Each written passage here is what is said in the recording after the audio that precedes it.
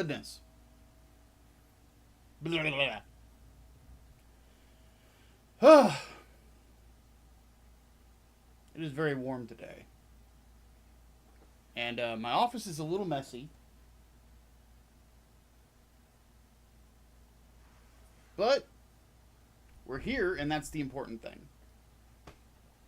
I'm still feeling a bit headachy. Some of you might have seen the community note that I put up, saying that I wasn't feeling too well yesterday. But as you can see, new overlay. One that I think looks a little bit better.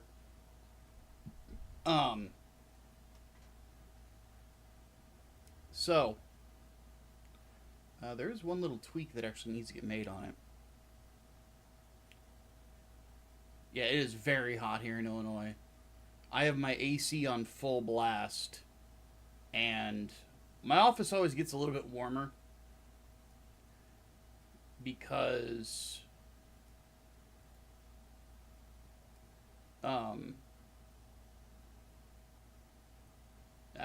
move where I want you to be. There we go.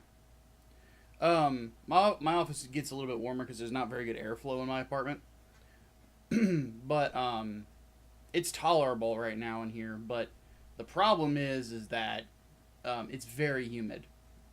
So we have something that is going to be our best friend today. And it's right here. That light is not helping me. There you go, you can see it. Mr. Color GX UV Cut Clear Coat. Basically, once the paint dries, we're going to blast it with this before we assemble it. Because I actually had to repaint. So, I did a little work ahead. And then I realized, you know what? I want to keep streaming this. So, the gym... Did that really just happen? That really just happened. Hold on.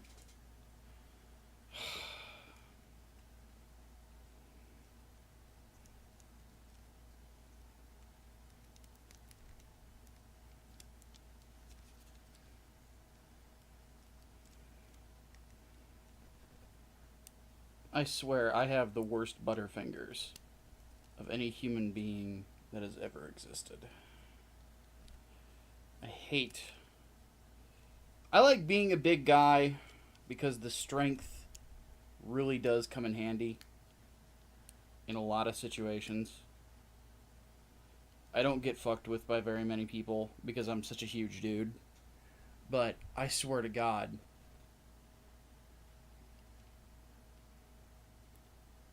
I drop and fumble things so much because my fingers are so goddamn big. Okay. So, gym. I got his skirt section done. So, and it's looking pretty good. I'm definitely thinking for 1 year war kits, this is gonna be my, my default, is using semi-gloss paints with a good, metal underneath it.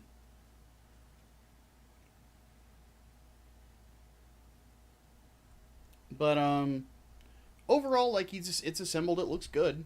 This is definitely a pretty good build. This is not the first 2.0 I've ever built. I have in my bedroom. I have two Zaku 2 2.0s and two Gelgoog 2.0s. One of the Gelgoogs is actually the Johnny Ryden Custom, which is a high mobility Gelgoog. And then I have Shars as well. Funnily enough, I don't have my the instruction manual for it anymore. But I thought this was funny in sort of a meta way, is that the Johnny Ryden Gelgoog, let me see if I can get you guys an image real quick.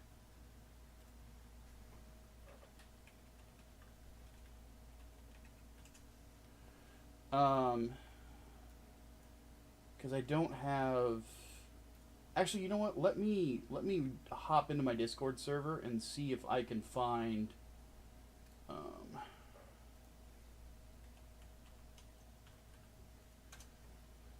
when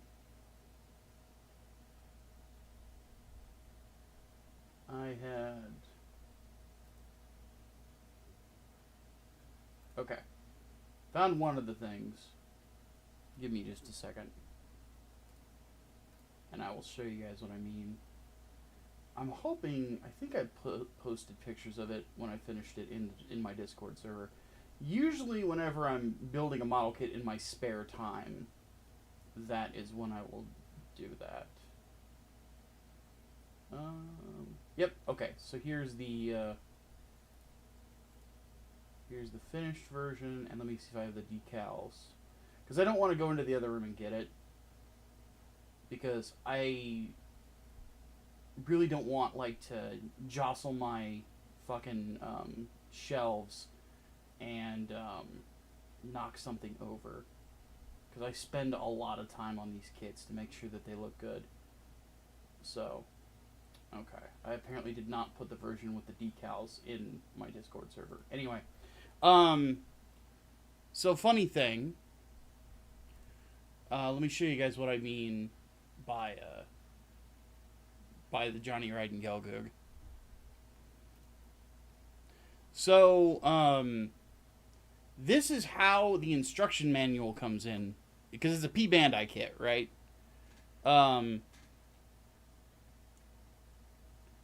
You get Char's Gelgoog as the instruction manual, the main one. And then you get a separate manual for the backpack and the additional parts that this particular Gelgoog gets. And it comes out looking really good. This is what it looks like without any decals. So it's got... You can kind of see it. I didn't take a rear shot of it. It's got a backpack back here. It has a miniature bazooka, a full-size bazooka, and a beam rifle that it can hold on its back. Plus, there's actually a spot back here for the beam naginata as well. And then it primarily holds its shield in its hands. Adherent of Lady Columbia threw $5 at me. Thank you. Recently got my P-Bandai at the Yakushiki Kai. All Bandai needed to do... need to do now is to make the Kai full armor. Also got the Tekkaman Soul model. Very nice. I envy you. At some point I want to pick up the Yakushiki Kai. I just don't have the money for it right now. I don't even know what's on P-Bandai right now, actually. Let's have a look. I know this is kind of the time of the year that they start cycling in like the variants from Unicorn.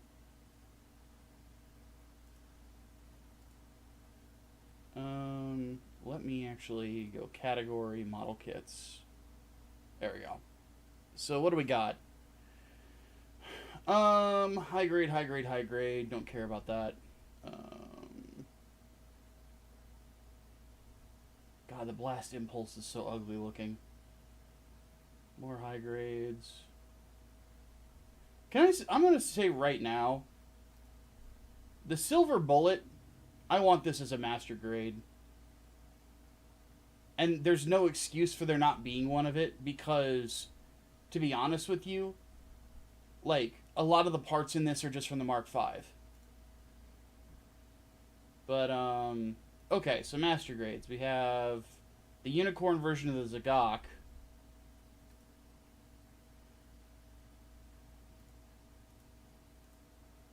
Which is just, like, a Zagok with, like, like fucking Zaku 2 style paint. But it's cheap. $32 is kind of a steal. Ooh, this is one I wouldn't mind building. A couple here I wouldn't mind building, actually. A few I wouldn't mind building. They have the Eric Manfield Zaku 2, but I don't really care about that. They have the Yakushiki Raised Cane as well. But that's a Build Divers thing. Funnily enough,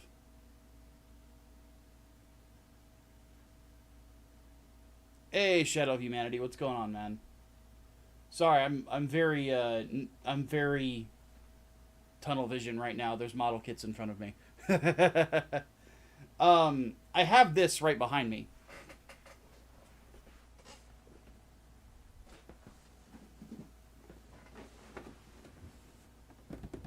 Master Grade Banshee Norn. The reason I have not built this yet, though I really want to, is because I'm in this weird spot where I want to put a bunch of LEDs in it, but it's like another $50 to do it. So it's basically like, do I buy a low end model kit, or do I buy all the LEDs and do that? So that will probably be a project for another time. But P-Bandai window shopping the ultimate wall killer. I know, right? So yeah, I have the Banshee Norn. Zaku Cannon looks, wow, this looks really good actually. This looks like it would be a fun build, except for the tubing. Tubing, for anybody who has never built a master grade Zaku, the tubing is always the worst fucking part. It's awful. It takes fucking forever. It's very meticulous work. But when you do it right, it looks very good.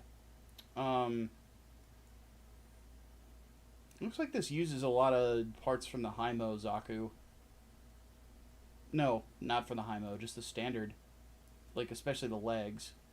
Just a little bit more armor on them. This looks like it would be a fun kit to build, though. The RE1100 Rebel Woo. This is one of those mobile suits that I think is like fucking awesome looking, but doesn't get enough attention. This was apparently in the lore originally supposed to be full frontal's mobile suit. Was the Rebel Woo.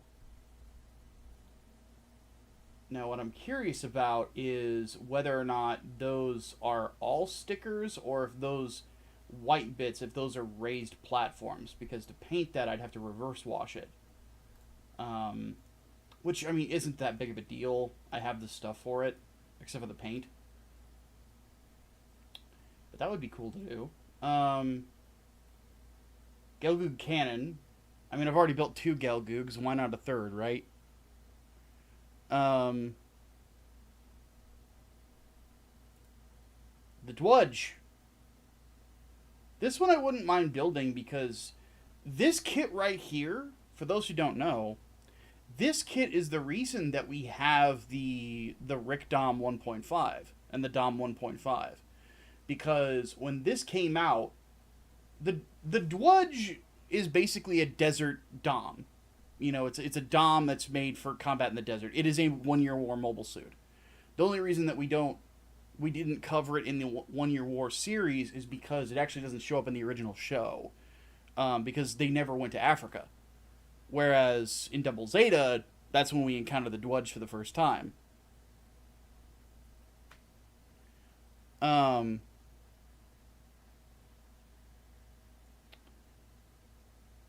So when this came out, it had a full inner frame and some improvements on the original Dom Master Grade design, so they updated the Master Grade.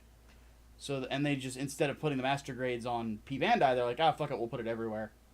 And it was a pretty highly reviewed kit. So, but I'd like to build this, because I already have 1 Dom. I wouldn't mind having a little bit more Dom representation on my shelves.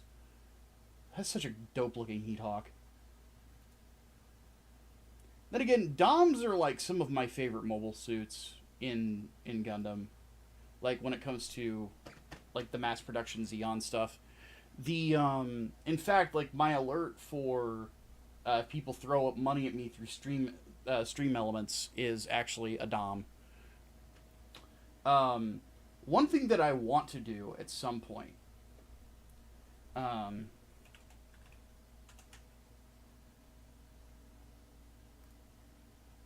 is I want to take a Dom and, let me pull this up. I want to turn one of these into the Dom Chirico Custom.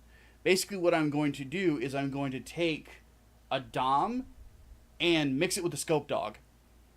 and give it scope dog weaponry. White base. What did Toriyama mean by this? Toriyama, what? Oh, goodness. But by the way, this is a great kit. I don't have the Dom, I have the Rick Dom, but they're basically the same thing. The main difference on the Rick Dom, I think there's an image on here that actually shows it. This comes with a couple more weapons. It comes with the machine gun, the 90 millimeter. It comes with the a couple of Sturmfausts, some extra magazines and like stuff to hold them. And it also comes with a Rakuten bazooka, whereas the Dom comes with this bazooka and it comes with a beam launcher, which I actually have behind me. Hold on. Let me pull out my Boxo Gun Plus scraps, where I keep like spare runners and things that I haven't used yet. There's so many beam sabers back here. I also apparently keep my instructions for my mixing console back here too. But I keep these back here in case something breaks, because like if I have spares, or for kits that get fucked up and I buy a new one. This says Gundam F91, but it's got a bunch of weapons in it. Let me open it. I'll show you guys. So in here, it's actually right here.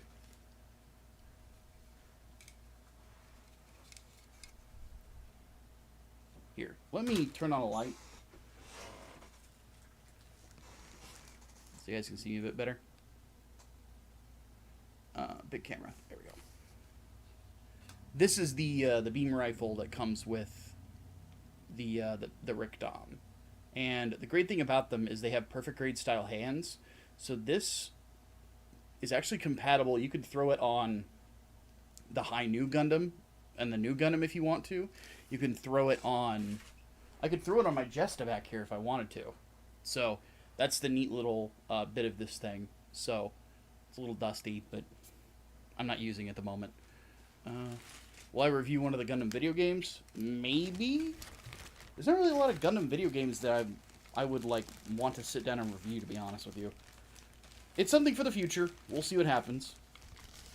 The best answer I can give you is maybe. And then there's this. Curious for you Gundam fanatics out there, if anybody can name what mobile suit this is from.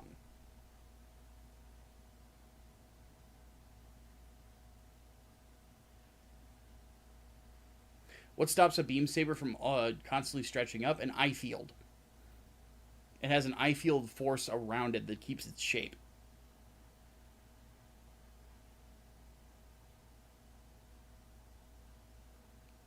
But does anybody know little Gunpla trivia or Gundam trivia?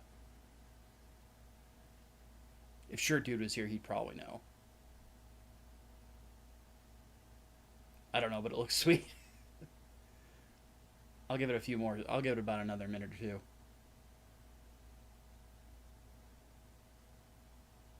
Oh. The paint on it got a little rubbed. I'm going to have to repaint this. That's unfortunate.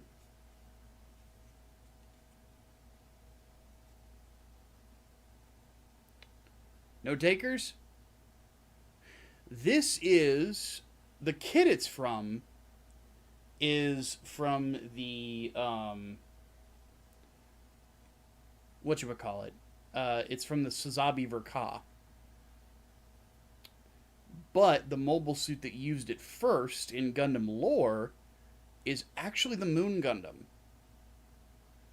And apparently at some point we are getting a Master Grade Moon Gundam. So I'm looking forward to that. But yeah, I have my F91 spare parts in here.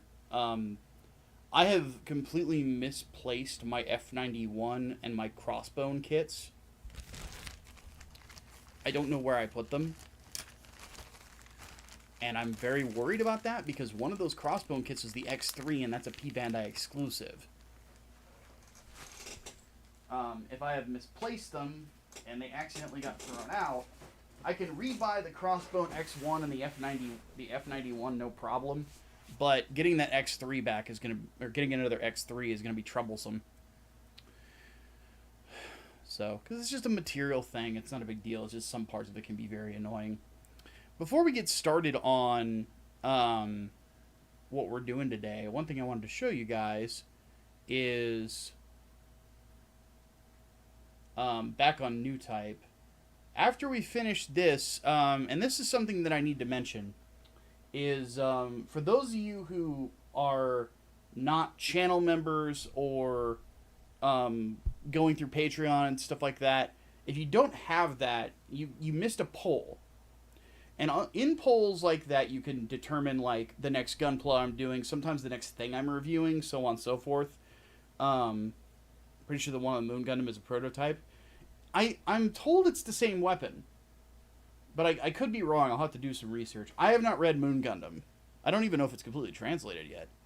But anyway, but on that poll, people got to vote on what mobile suit I would do next, and it was between the Sinanju, the Gyaradoga. You know what? I'm gonna have to look it up. I don't remember what was all on it. I knew it was like 2 grunt suits and an ace model.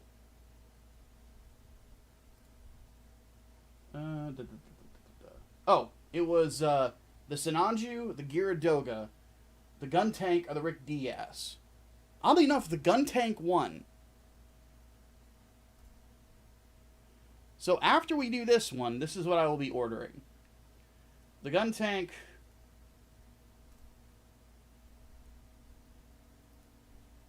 Master grade. Which this is one where I'm actually going to have to paint the pilots. Which that's going to be tough. But we're going to do the gun tank. Which this one I have most of the paints for. This is like a Xeon Gray, the same as like the inner workings of the treads.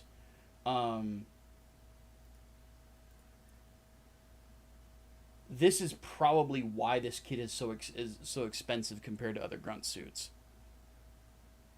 Aren't most Gundams prototypes? This is true. They tend to be prototypes for more mass-produced mobile suits. And if I recall correctly, it's the Moon Gundam's development that eventually led to the development of the Sazabe. Because I also know in Moon Gundam there is a prototype Sazabe that you see that just got released in GBO 2. But anyway, so we're going to be ordering that. Some MS White paint for the head. And because I just don't have any. And then, because I prefer water slide decals, we're going to pick up... Oh, god damn it. They sold out of this. Fuck! Okay. So much for that idea. Hold on. Hold on here.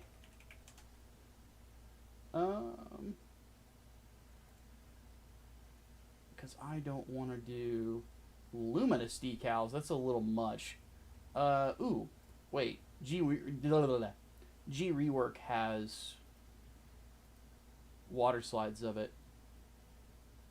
But they get one thing wrong. So I'm not going to play the game of what's wrong here. I'm just going to tell you.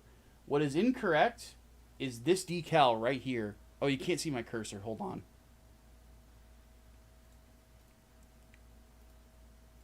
There. This decal right here is wrong.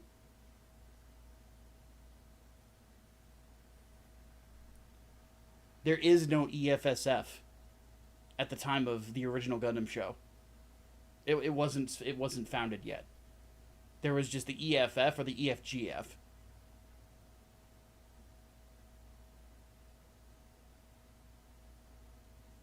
So that's incorrect. The rest of the decals, they kind of just look like Kotoki style decals. I don't know what I want to do with this. Because what does this come with? What kind of decals does it have? It should say. It doesn't fucking say. Um,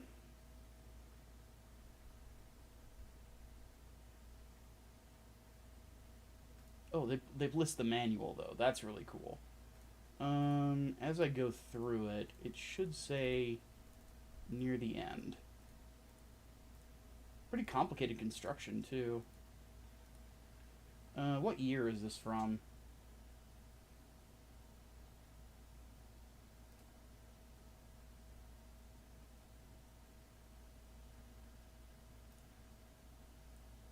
It's looking like it's dry transfers.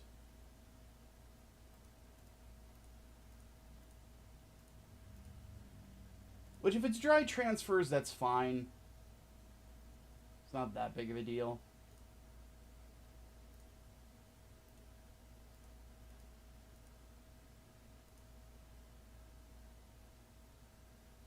Apparently it's from around the time as the Gundam 2.0.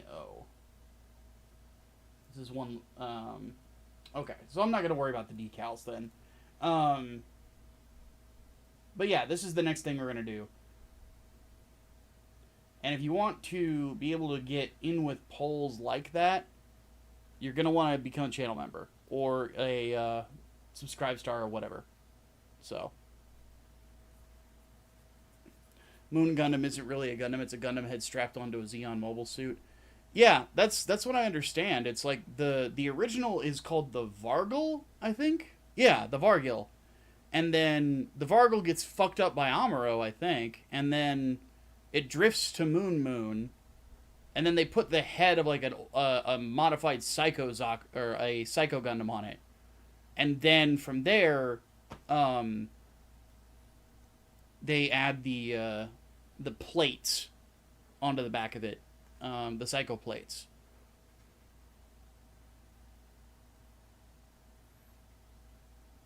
Couldn't that apply to the Hazel too, starting off of Jim Quell? Yeah, that is also true. The Hazels aren't are Gundams, but they're not Gundams. In the same way that the Silver Bullet is a Gundam, but it's not really a Gundam. The Silver Bullet is a is basically a modified Gundam Mark V, but the Gundam Mark V is basically a modified not Dwudge, what is it called? Dovenwolf.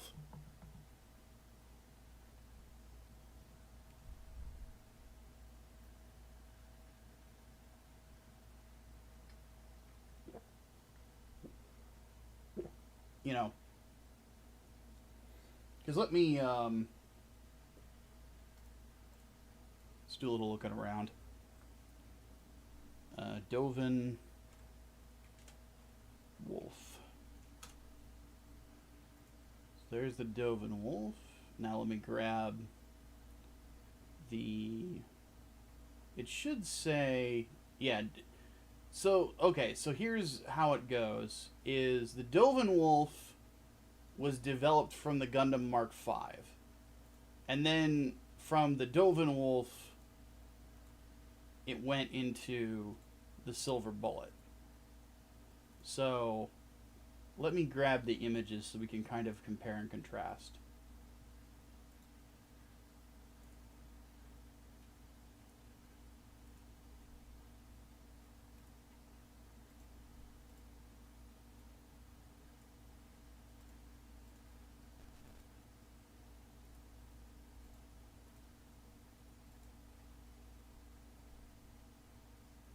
Bear with me for just a moment. I'm cooking. I'm gonna cook real quick, so we can kind of see them back to back to back. Because I remember Xavier and I talking about this one night, and I didn't think that we got it right when we were talking about it.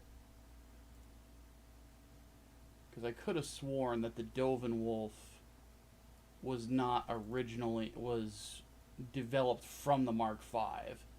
And according to the Gundam Wiki, it seems I am correct. Hashtag Micah was right.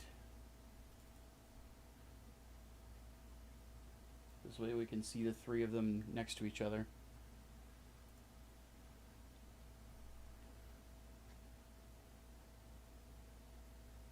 So you can kind of see the progression of development.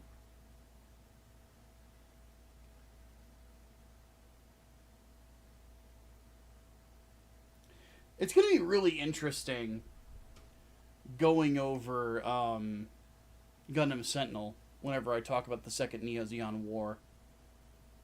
Because that's kind of like the side story that's going on at the same time as Double Zeta. Like the stuff with the new decides. And another very Tomino name villain in Brave Cod, who is the guy who pilots the Gundam Mark V. But yeah, you can kind of see the progress of development. Though I'm of the opinion that the Silver Bullet looks more like the Mark V than it does the Dovin Wolf. It has the Dovin Wolf's backpack, and it has its incom unit. But the chest design is different. You know, the shoulders are a little bit more traditional Gundam. Same with the arms. So. Alright, enough of that. Think the Wolf is ugly? Yeah, I don't like the Wolf that much. When it comes to Double Zeta Zeon mobile suits, give me the Zaku 3 all day. The Zaku 3 is a dope looking suit.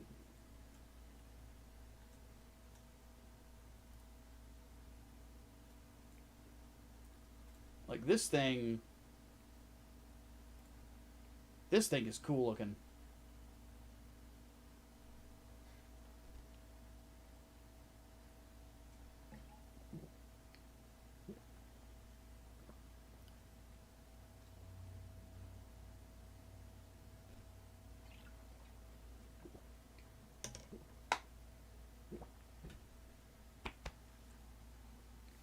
Ah, goodness. Yeah, late UC mechs get huge. Last time that we did one of these, we did a thing where I actually compared my tall geese to my Jegan. And there is a pretty big size difference between the two. And my Jegan isn't even my biggest suit that's on my desk back here. My biggest suit is my Sinanju Stein. My custom unit.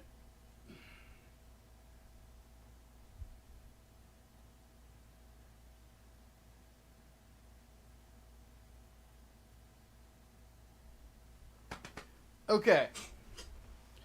Ugh. So let's scoot over. Hopefully you guys can still hear me all right.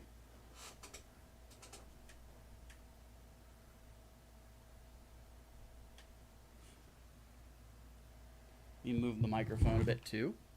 Whoa. I'll put that there. Okay.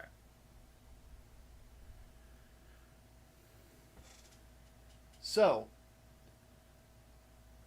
let's go ahead, and the next thing we're going to do is the legs. Because leg construction can take a minute. Now, one thing I will warn you guys, between the heat and the fact that I have been headachy these last couple of days, this might not be a long stream. I am doing my best to stay hydrated. But it is just going to be a very humid week here in Illinois.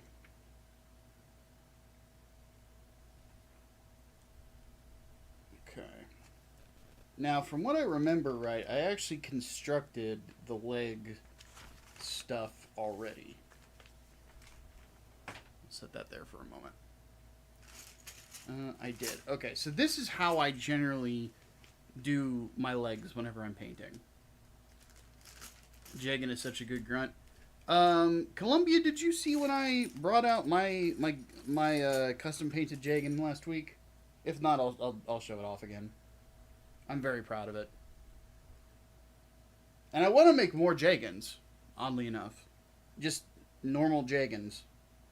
Because I have this thing going on where the desk behind me is going to get turned into a diorama of a hangar that is going to have my custom mobile suits, you know, the ones that I just really like from the Universal Century, but also will have the unicorns, all three of them, with full LED kits inside of them. And it will be patrolled by Grunt mobile suits. And each Grunt mobile suit will have a different color palette based on a pilot from the 1 Year War. So one of them will be similar to the Gundam Unit 5. One of them will be similar to the Mudrock. So on and so forth.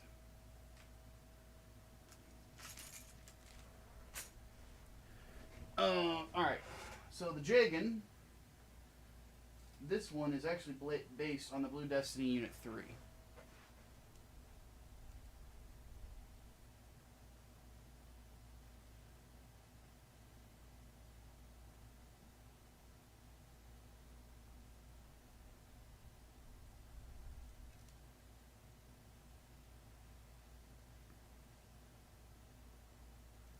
I'm quite partial to it.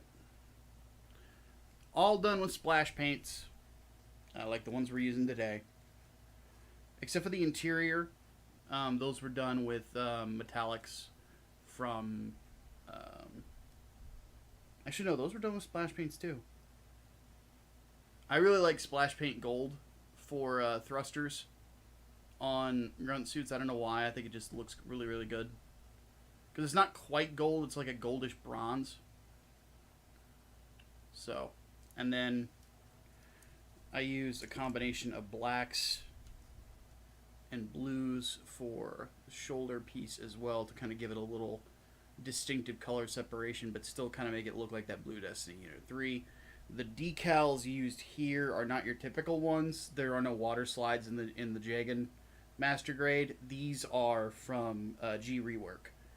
And I really like the look of them.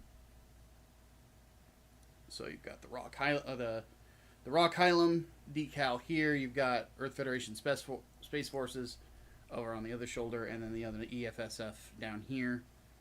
Of course, Federation logo on the shield. Oh, and then a unit designation down here on the leg. Almost reminds you of Pat Labor. Yeah, the Jegan kind of has that feel. Oh, one thing that was a pain in the ass on this is the chest. So these vents here are green in the molding. I had to tape these. I had to use masking to actually get these to be gold. That is the one thing that sucks about this kit. But I didn't have to do any masking on the rest of it. The part separation is really, really good. So... great kit. Definitely gets a recommendation from me.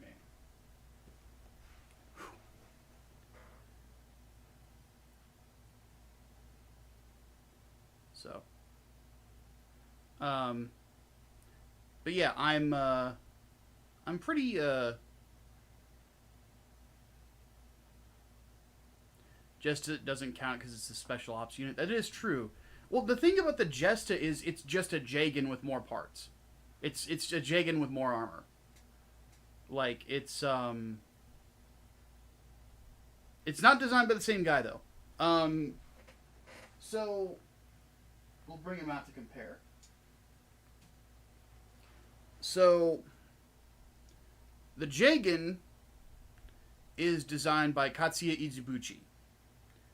He is the guy who also designed the Sazabi, the New Gundam, everything from Char's Counterattack. Also worked on 0080 War in the Pocket. So he also designed the Gundam Alex, the Zakutu Kai, so on and so forth. The Jim Cold Districts type. The Jesta, this is a Kotoki mobile suit. Kotoki took the lead on the designs for Unicorn, sort of like he did with Victory Gundam. So everything in Unicorn is a Kotoki design or redesign of a particular mobile suit, unless it's the exact same mobile suit like the Zagok. So yeah. So as you can see, the two of them next to each other. Let me move the camera so it's a little bit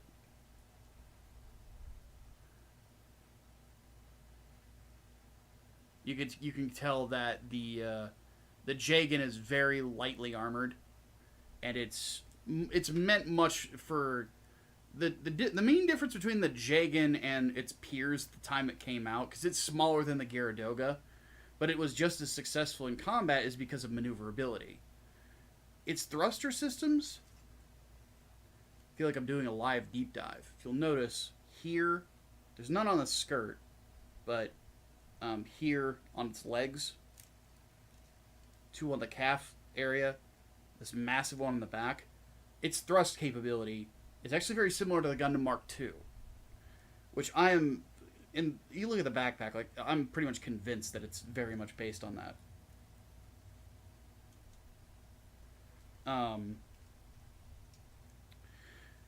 But it's made for speed, basically. The Jesta is made for longer battles and more combat versatility. So, like, one difference you can see on it is it has 6 grenades on the waist unit instead of 3. It actually has proper waist armor over the hip joint. The legs are considerably more armored. It doesn't have as powerful thrust here on the backpack. It still has thrusters in the legs. But it's a slower suit. But it's meant more for special operations and longer deployments. But it still has like the 4 missiles in the armor, or in that. This is a fully automatic beam machine gun as opposed to the single shot rifle that the Jesta uses, or the Jegan uses. Yes, these were meant to be support units for the Unicorn, basically. The head design, the head is also much more heavily armored. So yeah, it is effectively a Spec Ops Jegan, you know. And then the Shezar team, theirs are even more from narrative. Theirs are even more customized, because like the Shezar Type B actually has the thrusters from the Stark Jegan and the High Mobility Jegan on its back, which make it very, very fast. And then the Shezar Type A is a sniper unit. I don't remember if there's a Type C. I didn't finish narrative, believe it or not. I fell asleep during it because I watched it at like 3 in the morning. 3 in the morning while I was working a day job. I'm usually up at all night, but because last night, Brain, you might get excited at this. Saw you in the chat. There is a full conversion remake of StarCraft 1 in StarCraft 2's engine. And I tried it out, and it's alright. The difficulty in it is bullshit. Like, your enemies are always, like, overpowered as fuck.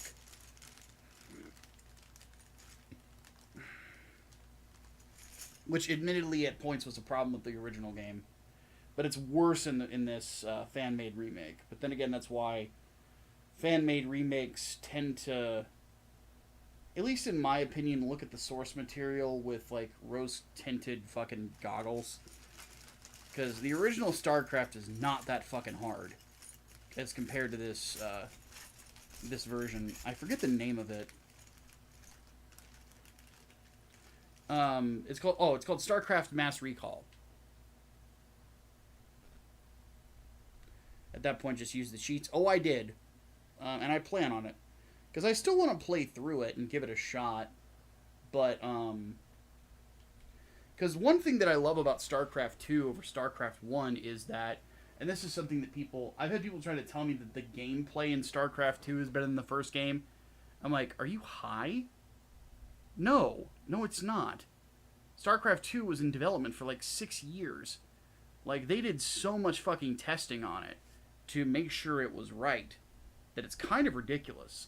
Pirate Software, that guy, everybody's probably seen his shorts. He worked on that game, and he'll tell you like all the fuck ups and mistakes that went into and all the overtime it took to make that game good. Granted, part of it's because Blizzard's management's fucking retarded. But, you know, it is a great game.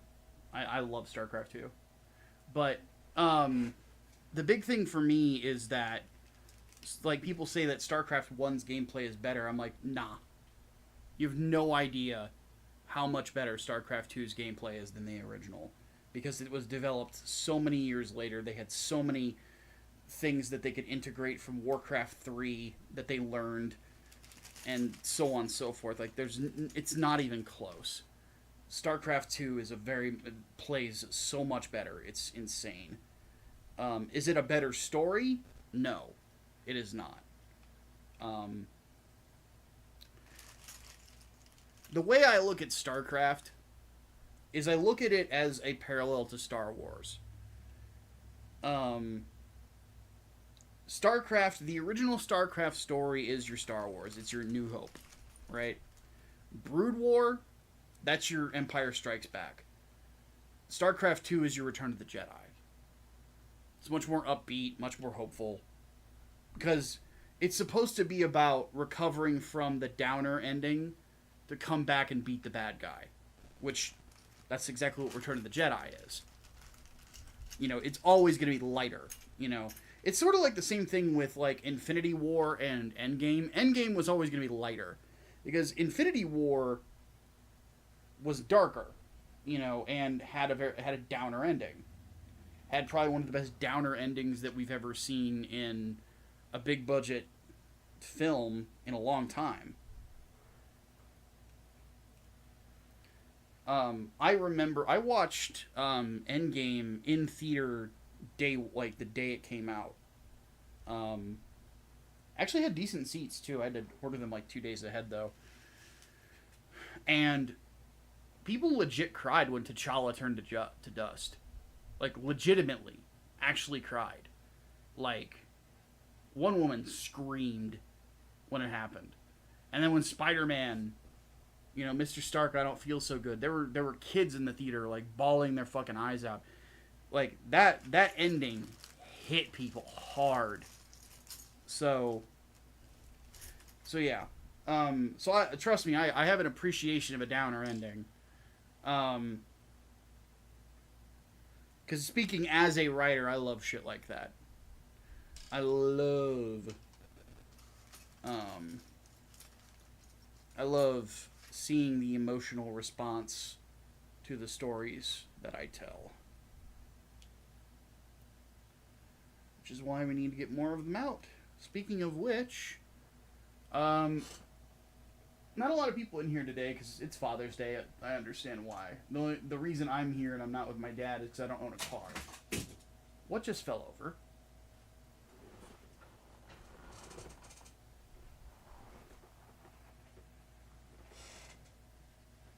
My Jesta decided it wanted to try a fucking gymnastics routine. I will reattach that later. Nothing broke, it just fell off. But, not a lot of people here, understandably so, because it's Father's Day, you should be spending it with your father. But, my comic book, Englewood Book 2, we are trying to get this funded on Kickstarter for a second chance campaign. So if you have not picked this book up yet, please do so. This is your last chance to get the director's cuts of the first and second books. We're trying to make this happen. If you have not ordered the book yet, please consider doing so. Is the trailer on this? It should be. Why is it not showing up? What the hell? It's supposed to be right here. It's really weird. But the basic premise of it is that it is about a mixed martial arts competitor, former heavyweight champion, opens a dojo in Chicago, stands up to a gang member, and a tragedy takes place. He decides to throw on a superhero outfit and go kick the shit out of the gangs in Chicago. So, please consider backing it. We've only got 40 days left to get it funded, you know. So we could use your help, guys, because it is stalled, and it makes me very nervous whenever campaigns stall. So now, if you've already backed it, but you know somebody that might be interested in it, let them know about it, and please do send them the link. The link is in the chat right now. So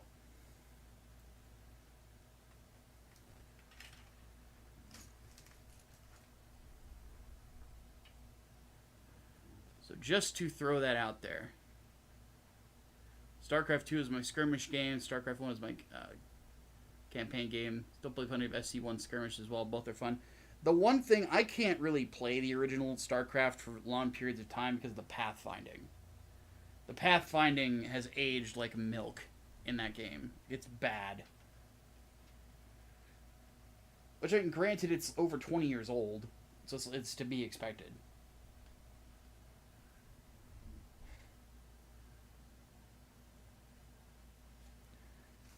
Hey, Greg, how's it going, dude?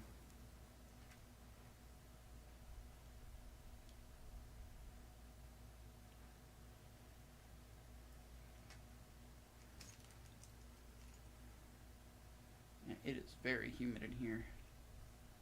Like, it's not hot in here.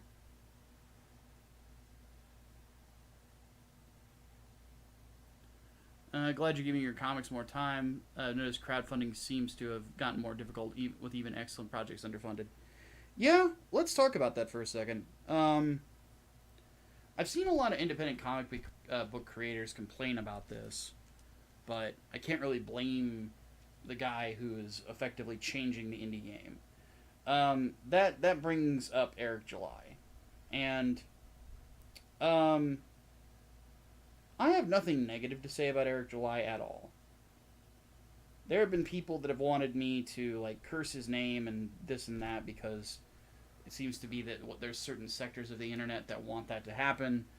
I am not going to do that because the fact of the matter is that Eric July saw something in the indie comic market that was a gap that he could fill very easily because he had the resources to do so.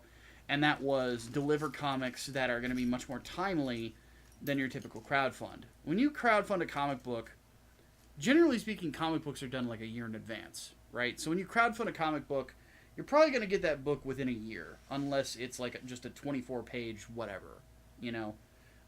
Or if they're very just like Johnny on the spot with the creation of it.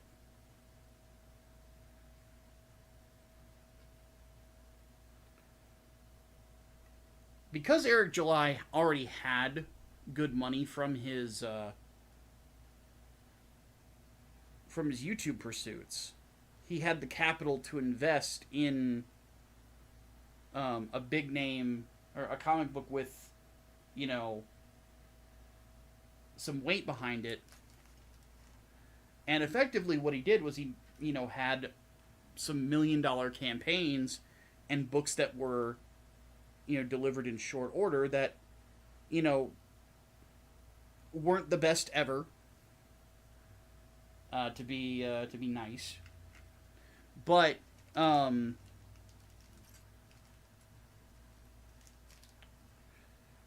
he is essentially able to do something that someone like me is not able to do, in the sense that I cannot, I can't match that. Because I do not have the money to do so. I am not a millionaire, you know. I don't have that kind of money just sitting around. So,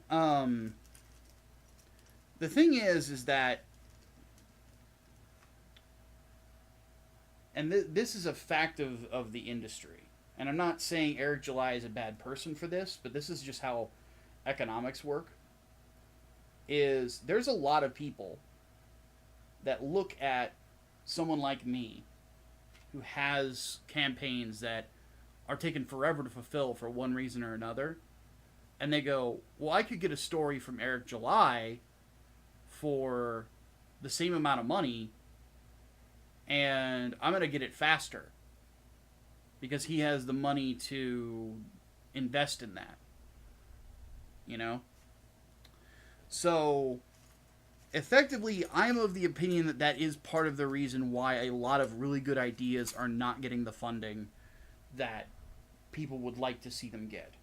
It's because Eric has effectively cut off a part of the market to where if you're just wanting a good story, Eric July can do that and do it really easily because he effectively has the money to create a business straight out of the gate that has more ability than, you know, just someone like me, Joe Schmo, in his office.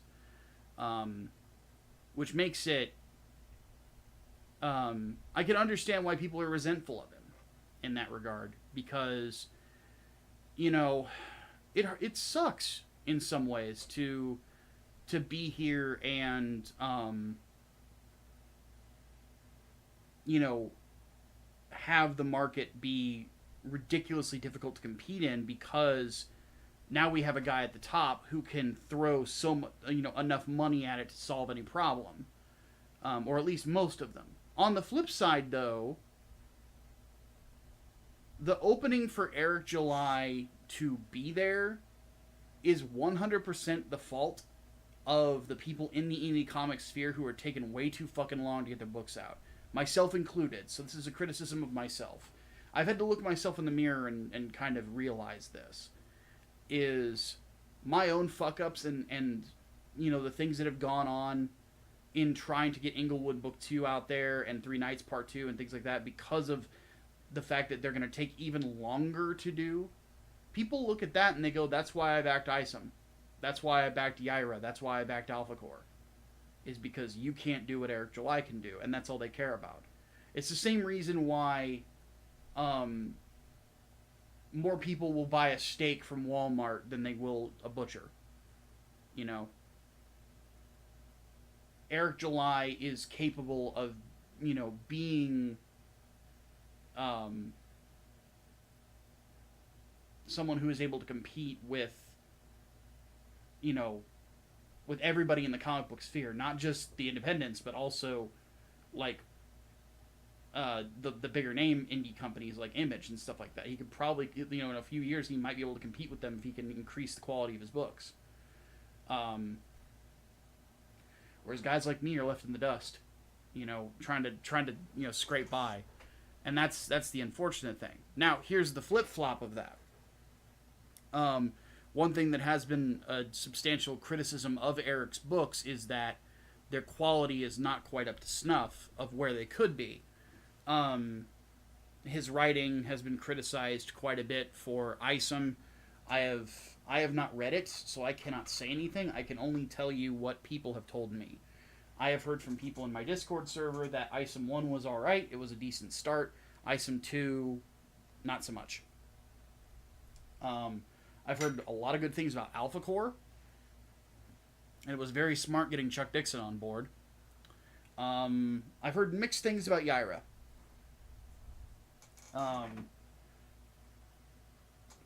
But the fact of the matter is that, you know, compared to when you know, we all have to compare ourselves to him.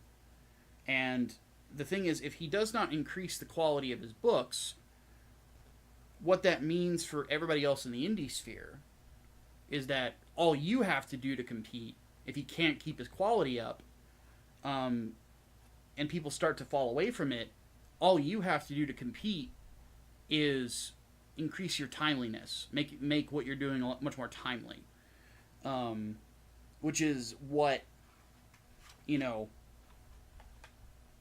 I'm trying to work with GRINDSTONE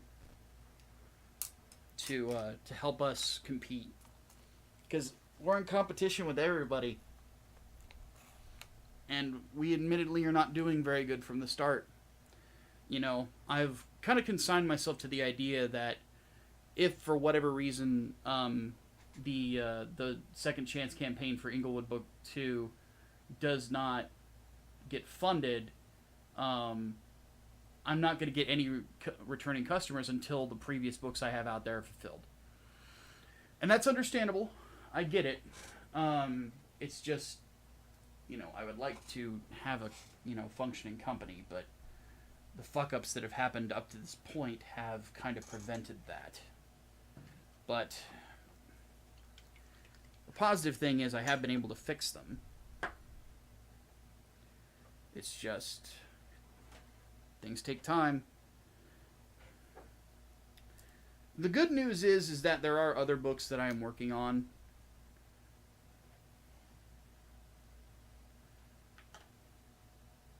Hopefully I get it funded. I hope so too, but I need help, guys.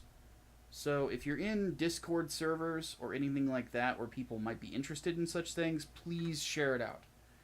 That is how books like this get funded, is through word of mouth. And I need that help considerably. I will keep trying to get the word out there through my own means, but, you know, the fact that Human Shield, when we tried to get that funded for Octavius, the fact that that fell flat on its face, and now this, like, it's not a good start for my company. It's not looking good, and I need help. So if you guys can help, please do so. Any way you can is very much appreciated.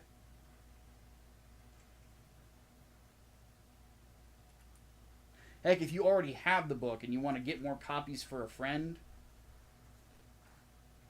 that Kickstarter campaign is the best way to do it. Now, granted, for those of you who backed it on Indiegogo first when the campaign was first out, you guys get those you guys get your copies first.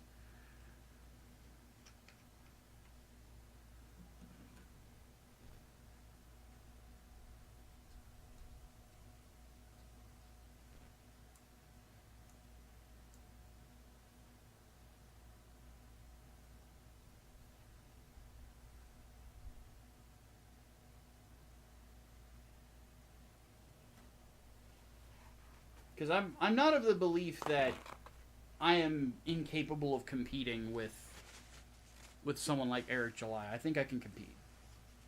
I think that right now, what Grindstone has is a couple things going for it as a company.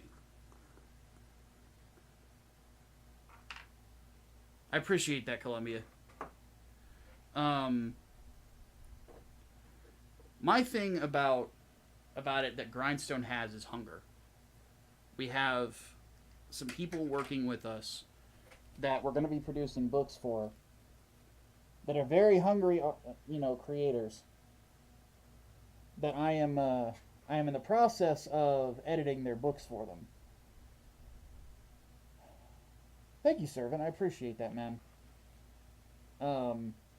Evangelize, man. That shit helps. But anyway, my whole thing is that how do I put this?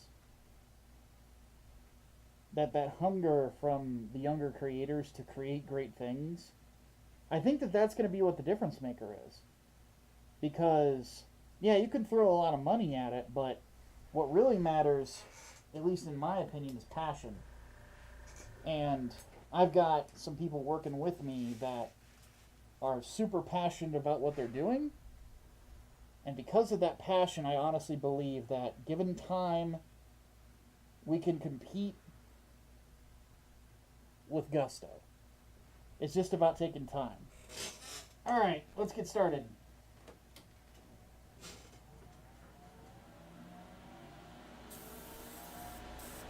First, let me make sure this is actually going to spray.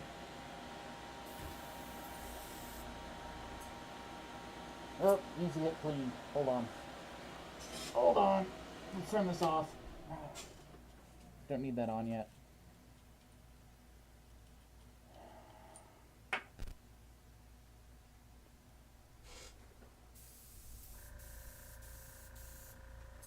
Why are you not spraying out?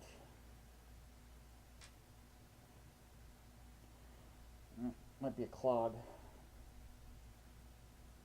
Yeah, I can't even pull a needle.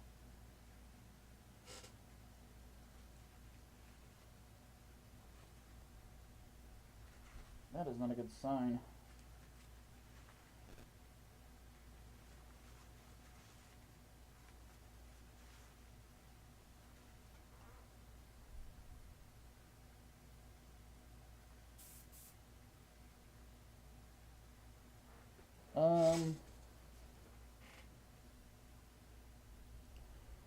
know, I probably should have checked this before I started a stream.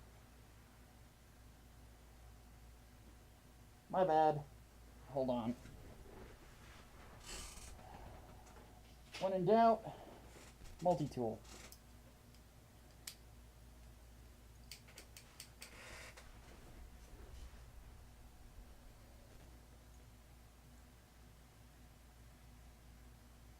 Yep, there's a clog. Happens from time to time. This is why I have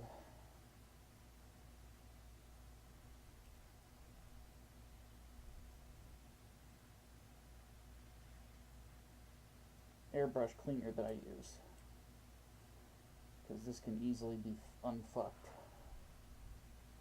Just take the needle, set this down for a second.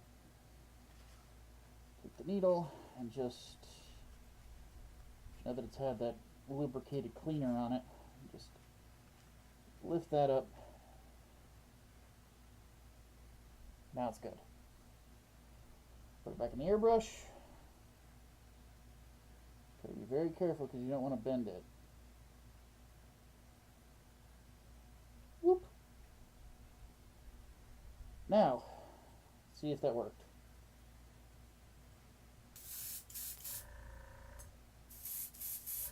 Hear that? That's good. Alright.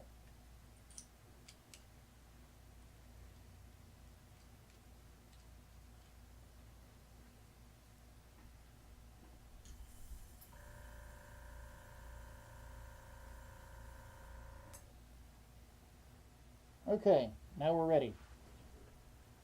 So let's go ahead and put our primer in that we just mixed up. I actually found the lid for my airbrush. Now we can put a lid on it. So now it's not, I don't have to risk it spilling everywhere. Now we're turning on the fan. It's going to get noisy.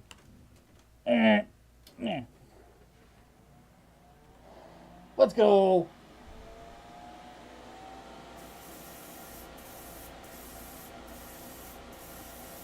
Oh yeah. That's coming out nice.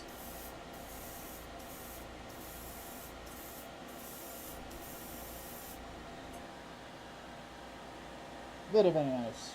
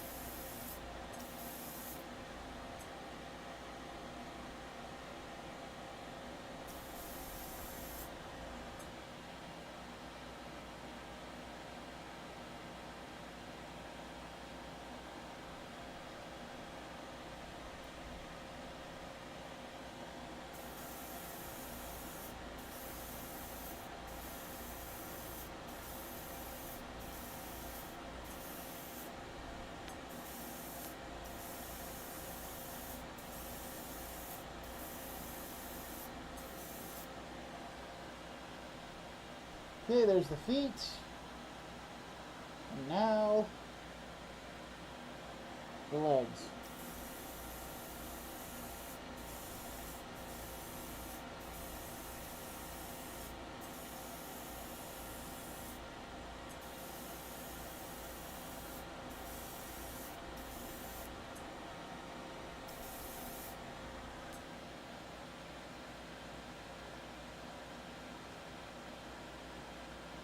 We can't go on together with suspicious minds. So you can tell I've been playing Wings of Liberty. I got Elvis stuck in my head. There's actually a decent cover of my favorite Elvis song in that game.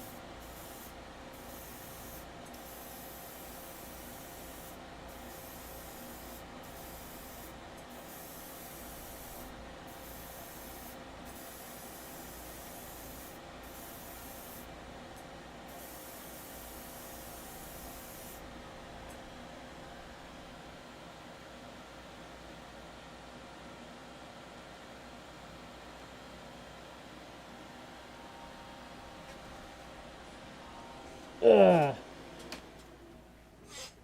Ugh. Ugh. Okay. When it comes to writing, name 2 fictions that get fast pacing and slow pacing right. Fast pace, the original Die Hard. For sure, that is that would definitely be my pick. Slow pacing, if you want a master class in slow pace, Schindler's List. Actually, that's not fiction. Well, it's historical fiction. It's a dramatization of history.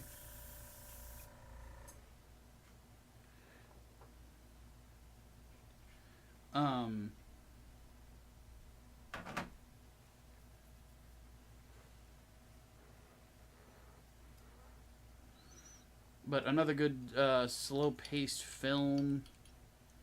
I actually see the original Alien.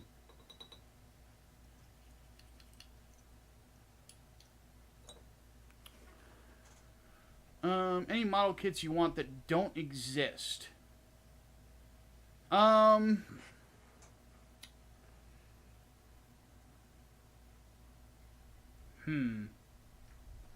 Aside from my desire for a Master Grade Leo?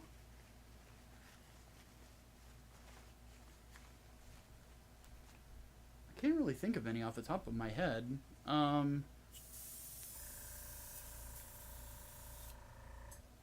Because the problem is there's high grades of everything. Oh! Well, actually, yeah, it's... Everything for me is going to be 1/100 scale stuff. Because, like...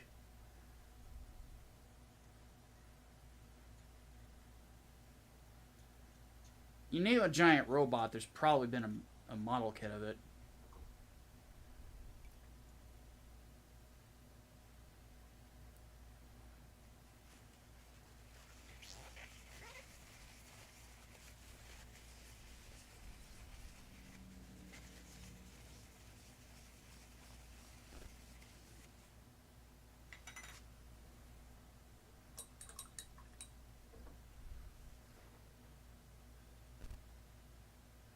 Gaia Gear when. There's a piece of Gundam history I really don't know a whole lot about. It's Gaia Gear. Turn A has no kits except for the Turn A and X and the Sumo. Is there a Master Grade Sumo? I'd love to build that. Sumo's awesome looking. Same thing of the G-Self.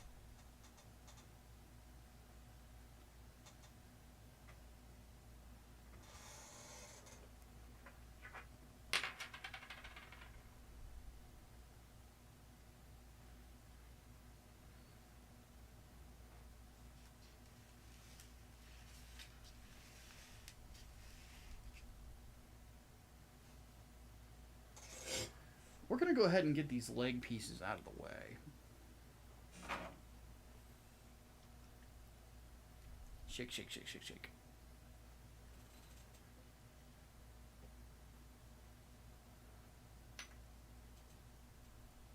So to get the kit for the Barbatos.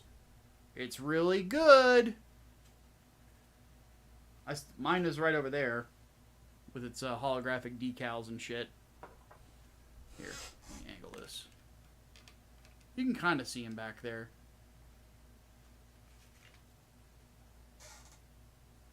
There he is. Just hanging out, looking awesome. It's that kit is done with color shift paints. So every time the light hits it, the colors change. Excited for Grendizer? I know nothing about Grendizer except for he's from space. I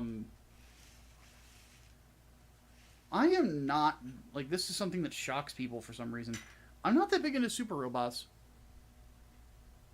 The reason I like a lot of real robot shows is they are war stories.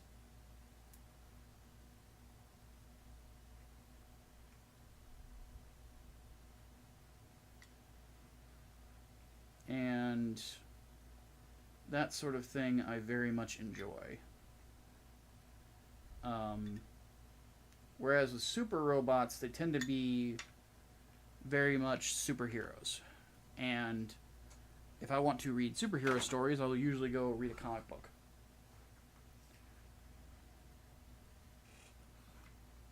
So.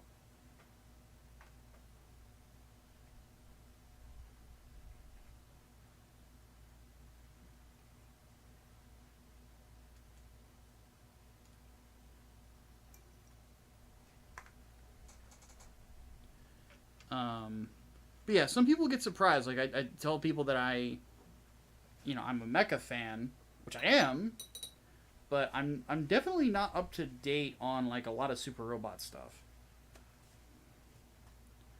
Like, there's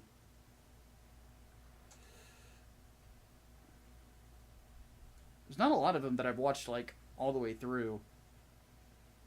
Get a Robo Armageddon, I really enjoy. And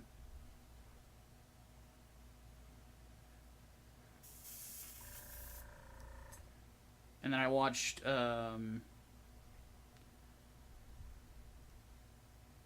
Get a Robo Arc. That was the most recent series, which was all right.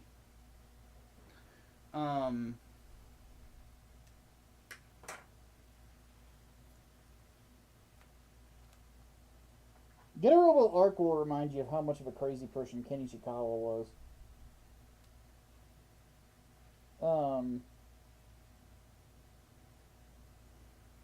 But yeah, I watched Get a Robo Arc.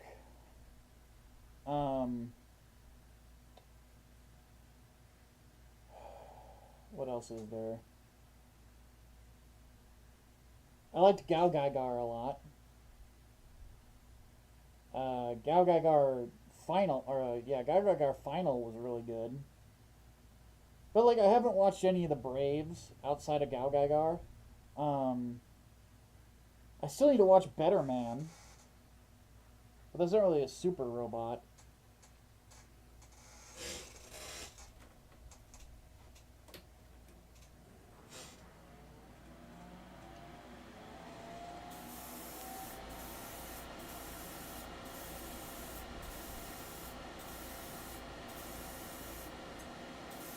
But, and then I've watched Mazinger and Mazinger Edition Z, The Impact, which is really good, by the way. Directed by the same guy who directed G Gundam. Sadly, that guy is cursed. Ever since G Gundam, he's never had a show that got a second season.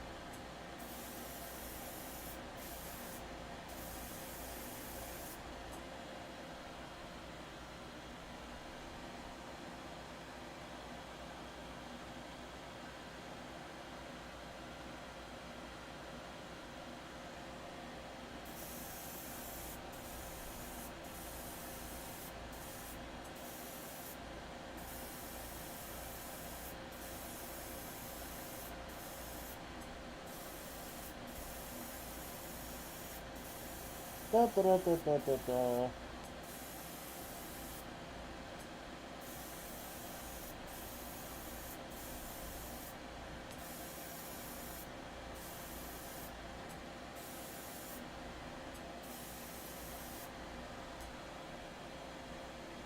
Looking solid.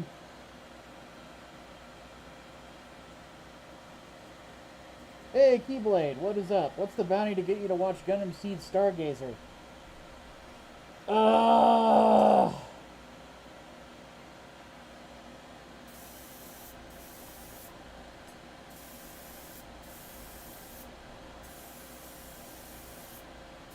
That is a good question.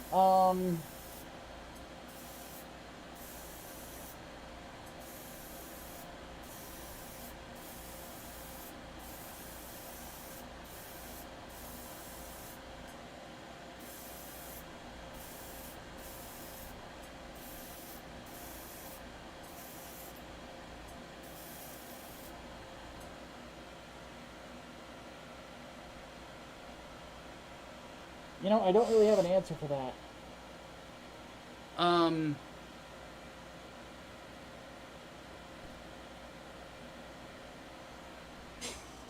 If it's, how long is it? How long is Stargazer? It's only a few episodes, right?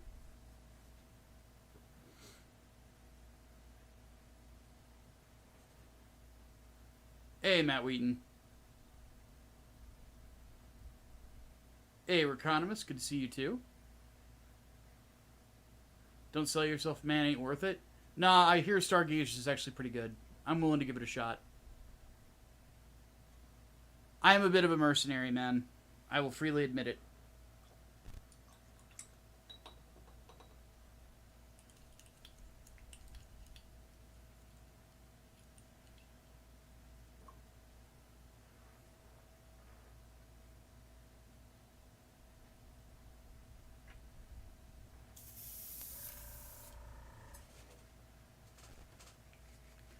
It's 50 minutes long total?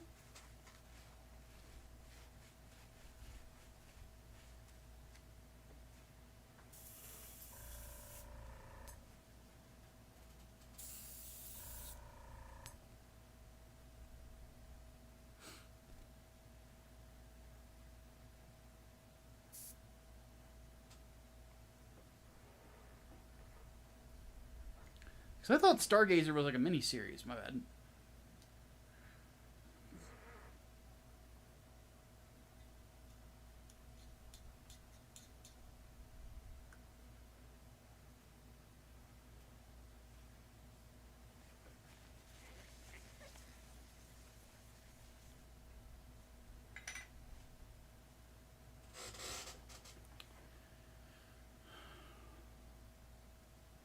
You just have a better sense of self-interest.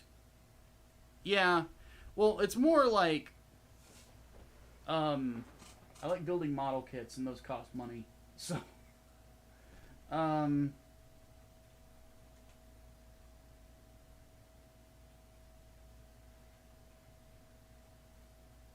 one thing I would ask is if you're going to pay me to do it, do so through Stream Elements, not through Super Chat. Because Super Chat, I won't get the money for like 2 months. It's 3 episodes. So yeah, it's about an hour. I'll do it for $30.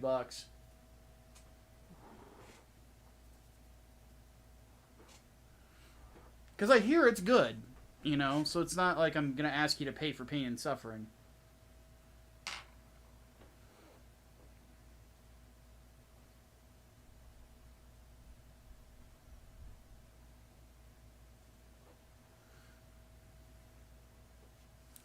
I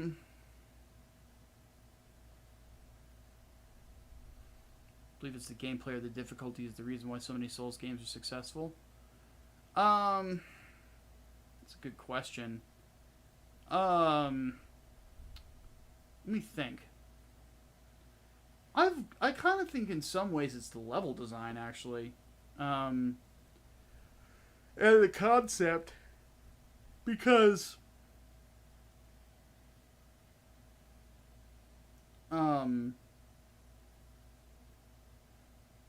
Dark Souls, Demon Souls, Bloodborne, Elden Ring, a lot of them have strong aesthetics and design elements to them.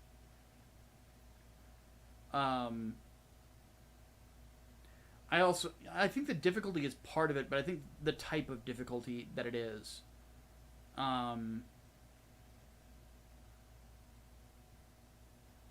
Because the type of difficulty that it is it's very...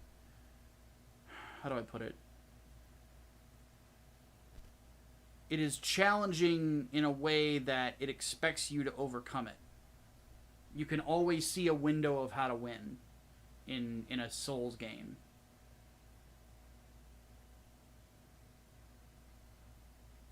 And I think that is the reason they're so popular. People get addicted to that feeling of overcoming an obstacle. It's a challenge that actually, like, challenges you. It doesn't just piss you off.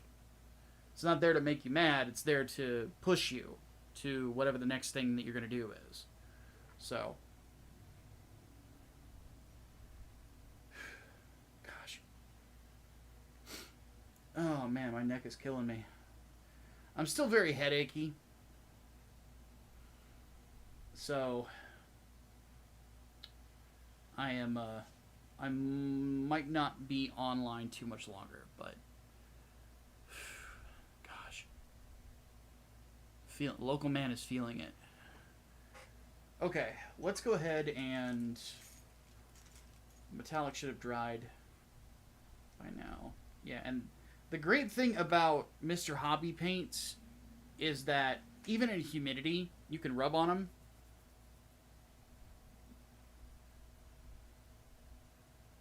The paint didn't smear.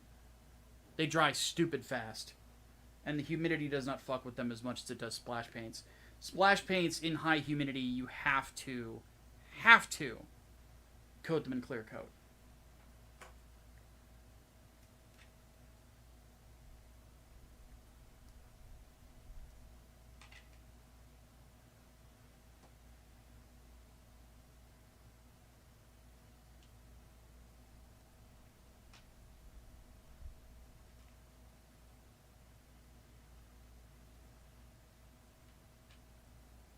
And I think it just has something to do with the paint mixing. Both great companies, mind you. I would recommend paints from both. But I'm set upon this path, and as such, I will continue down it.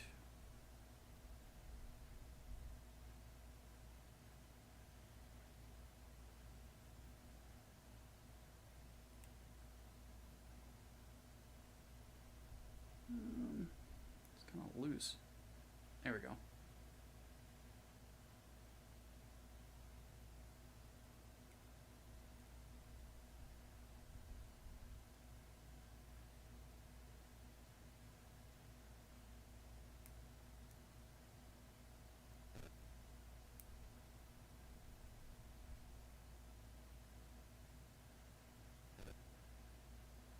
What I'm going to do is I'm actually going to throw the leg together real quick and show you guys what the inner frame looks like.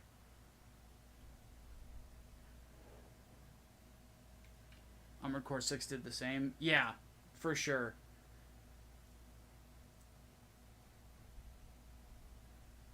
I got a little dejected for a couple of Armored Core bosses, but then I kind of figured out how to beat them, and then I'm like, alright, you're fucking dead. Though Armored Core 6 was definitely a game that got easier as it went on.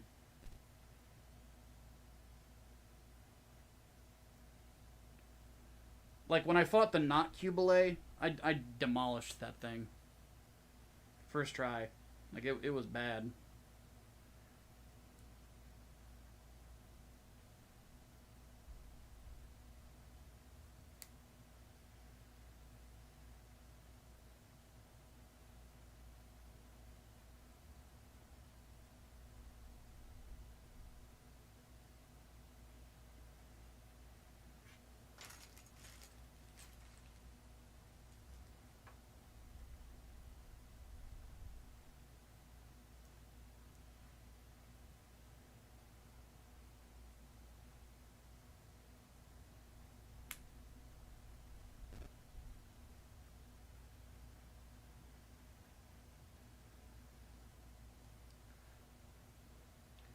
And this is why I assemble the master area of the legs and then paint them.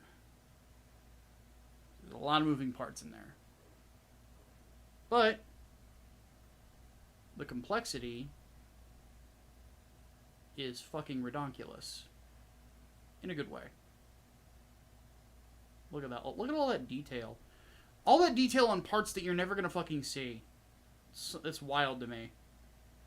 But it's so cool. That's why I love these kits.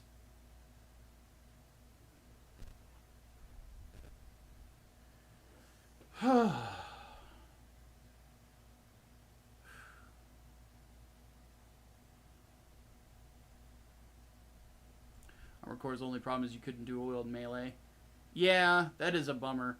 I actually had I modded it later, and I had the using the new Gundam, and I was a little bummed out that I couldn't find a way to do like a to where I could dual wield beam sabers. Like that would be so fucking cool, but it was not to be.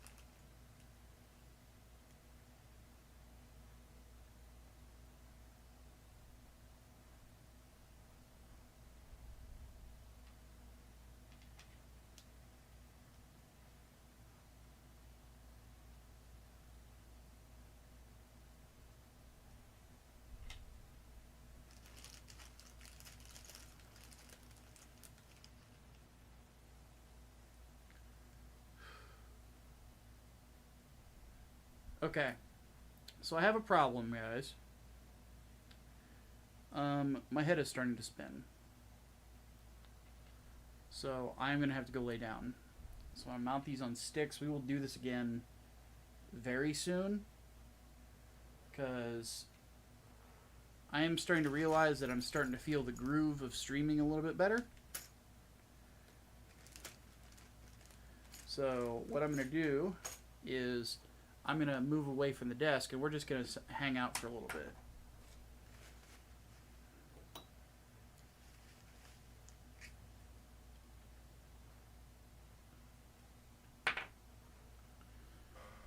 So bear with me for just a moment.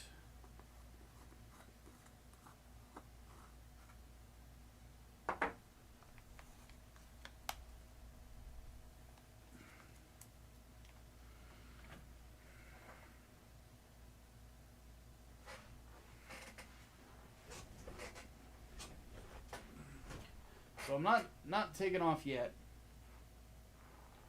but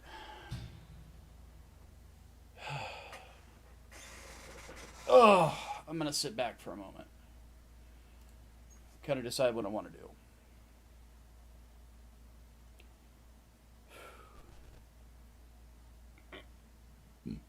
do. Excuse me.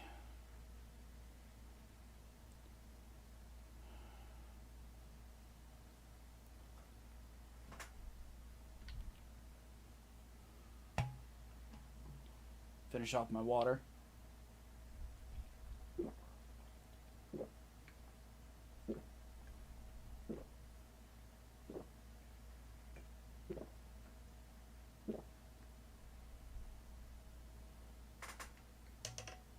Because, yeah, like, in here right now, it's not that bad. It's not like, it doesn't feel that hot. But I'm sweating through everything because of the humidity.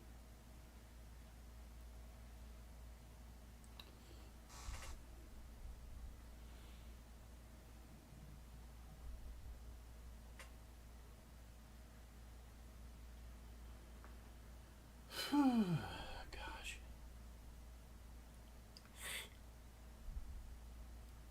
That might be the problem. It might be I've sweated so much today, it just gave me a headache. Oh, gosh.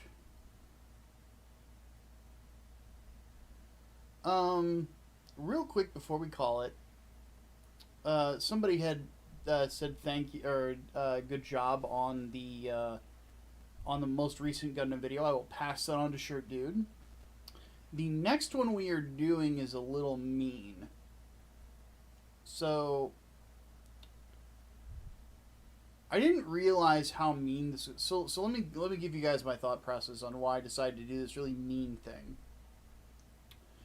So I generally don't care about Pride Month. It doesn't really bother me or anything like that. The fact that it exists. The one thing that bothers me about it is the fact that it gets more priority over Mental Health Month. Oh, thank you for the $5 via Super Chat. I will read that in just a second. I love that alert, by the way. Actually, how much longer do you think anime and manga will be popular? It seems the superheroes fall. The Eastern stuff will be the last in a decade before becoming stale. I don't know if manga as a medium is ever going to become significantly less popular. I think that what's going to have to happen is the big reason it's as popular as it is right now is it doesn't have any competition, not real competition. Because we're not getting as quality of stuff here in the West that competes with it. The one thing that I would rather watch over any anime that I've seen in a while was X-Men 97. X-Men 97 was great. And for those wondering why I pulled the review, it didn't get a lot of views. And the problem is that if I'm going to stay in the algorithm's good graces, I can't be having a review that tanks. So I pulled it. If anybody ever wants to watch it, I will put it in the Discord server if people want to check it out. Effectively, it's become like a members exclusive thing. But anyway, but yeah, the whole Pride Month thing does not bother me. What bothers me is the attitude of some people whenever it comes to Pride Month, like that being a dick about it. You know, I don't like people that are dicks about it in one direction of like, oh, you know, fuck all of you who, you know, are gay or whatever. You know, like that doesn't really, not really my thing. I don't really particularly care on a personal level what people do in their bedrooms. As long as they're not hurting anybody or there's no minors involved, you know, then just I'm not going to get involved because I'm not gay. You know, it's just the way that it is. But what really angers me is whenever people try to force it on you. You know, when you essentially become a rainbow flag conquistador. Once this stream's over, this fly is going to get its fucking ass kicked, and then I'm going to sleep. But you know, you know, when you... Oh, he's right in front of me. You motherfucker. I'm going to get you. I missed him. Fuck. So close. My knuckle was literally right above him when I flicked my wrist at him. But anyway, I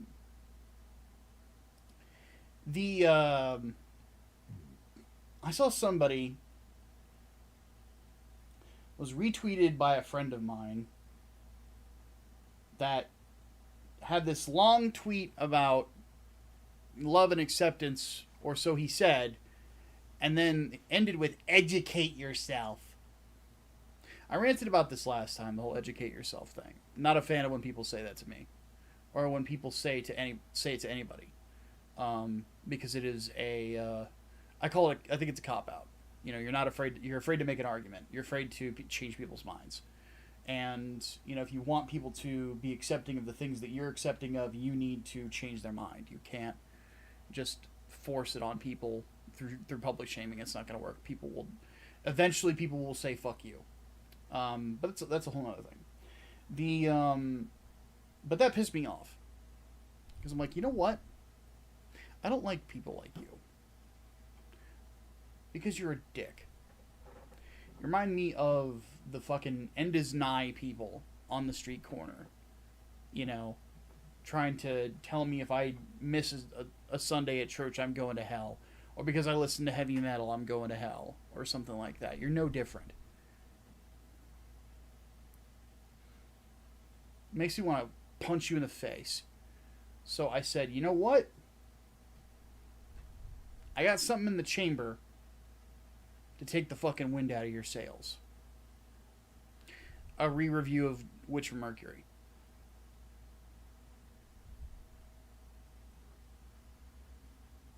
Yeah. That's the next video that gets published. Called The Unfortunate Failures of the Witch from Mercury. And let me read some of the script.